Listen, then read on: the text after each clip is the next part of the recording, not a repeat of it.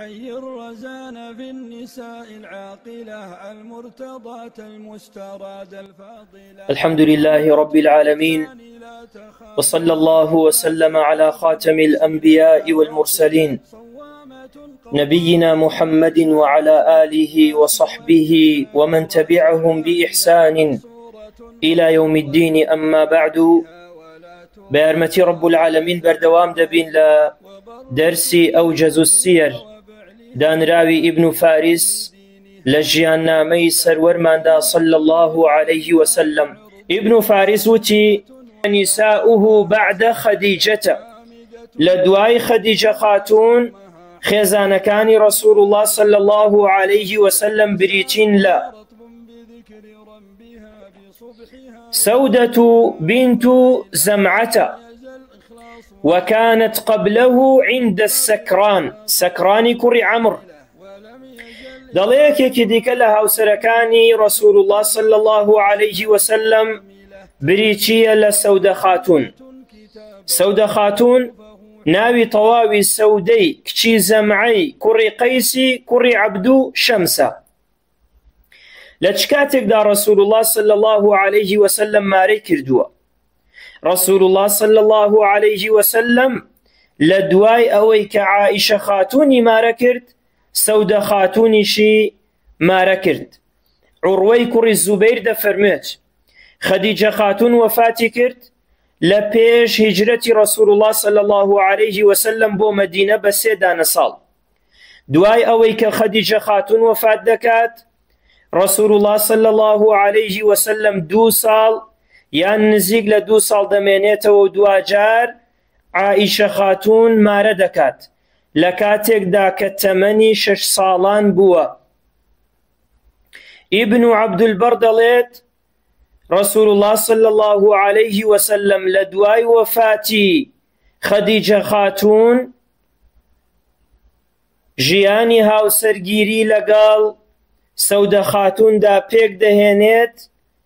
لە بینی هاوسەرگیری لەگەڵ سەودە خاتون و وەفاتی خەدیجەدا 3 دانە ساڵ بووە. دوجار دەڵێ هذا أولى ما قيل في ذلك وأصحه إن شاء الله. ئەمە صحیحترینە لەم بابەتەدا، دیاریکردنی مودەی کاتی هاوسەرگیری رسول الله صلى الله عليه وسلم لەگەڵ سەودە خاتوندا، کەواتە هاوسەرگیری سودة خاتون لقل رسول الله دا صلى الله عليه وسلم صحيح ترين وأولى ترين بريتيا لوي لبيش هجرة رسول الله صلى الله عليه وسلم بو مدينة لمانجي رمضان دا هاو سرگيري دكات لقل سودة خاتون دا. ألو كاتيك رسول الله صلى الله عليه وسلم هاو سرگيري لقل دكات سودة خاتون تمني 55 ساڵ بووە. ژمارەی ئەو حەدیثانەی دەیگێڕێتەوە لە رسول الله صلى الله عليه وسلم. حەدیثەکانی سەودە خاتون لە رسول الله صلى الله عليه وسلم بریتیە لە 5 حەدیث و فەرموودە. واتە لە رسول الله صلى الله عليه وسلم 5 فرمودەمان بۆ ڕیوایەت دەکات. کاتی وەفاتی سەودە خاتون لە ساڵی 22 هیجری یاخود 23 هیجری وەفاتی فەرمووە.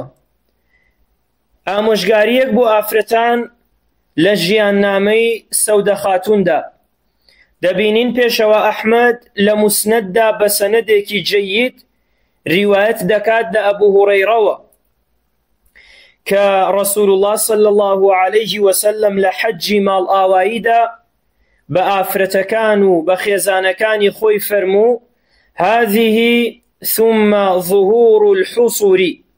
أما حج إسلامتي تانو دواجار ما نوتان لمالكانتان. أم قولي فرمو برانبر خيزانكاني دواجار خيزانكاني تێگەیشتنیان بۆ ئەم قەولەی رسول الله صلى الله عليه وسلم دەبێتە 2 جۆر لە تێگەیشتن. ئەوەی مەبەستمە لێرا بیڵێم تێگەیشتنی سەودە خاتونە و زەینەبی کچی جەحشە بو ام حديثي رسول الله صلى الله عليه وسلم ئەم دوو هاوسرە بەڕێزەی ڕسوول الله صلی الله عليه وسلم وا تێگەیشتن لە قەولەکەی ڕسوول الله صلی الله عليه وسلم کە لە دوای ئەم حەجەتان ئیدی لە ماڵەکانتان دەرمەچن بۆ حەج و بۆ عومرەش هەتا ئەو کاتەی وەفات دەکەن. بۆیە هەردووکیان دەیان فەرموو والله لا تحركنا دابة بعد أن سمعنا ذلك من النبي صلى الله عليه وسلم. والله سوار پشتی هیچ حیوانێک نابین بەمە بەستی سەفەرکردن بۆ هیچ شوێنێک لە دوای بیستنی ئەم قەولەی ڕسوول الله صلی الله عليه وسلم. بۆیە لە ماڵەکانی خۆیان دامانەوە و هەتا ئەو کاتەی وەفاتیان کرد حەجیان ئەنجام نەدا وەکو بەجێگەیاندنی ئەمرەکەی ڕسوول الله صلی الله عليه وسلم.